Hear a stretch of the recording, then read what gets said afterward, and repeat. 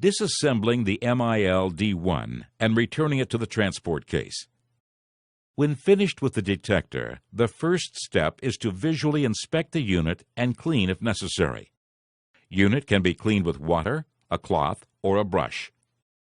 If earphone was used, disconnect the earphone connector from the control unit and replace the two protective covers. Place the earphone in its proper location in the transport case.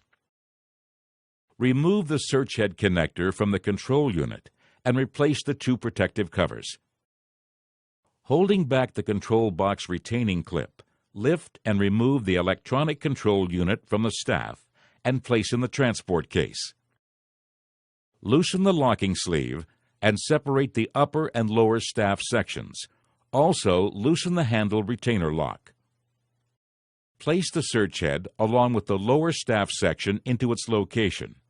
Then insert the upper staff section, handle, and armrest into their portion of the case.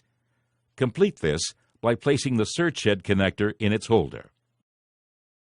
While resting the control box, open the battery compartment by releasing the two retainer clips. Remove the 4 batteries, placing them in their transport case location. Replace the battery cover, making sure it is aligned with the case.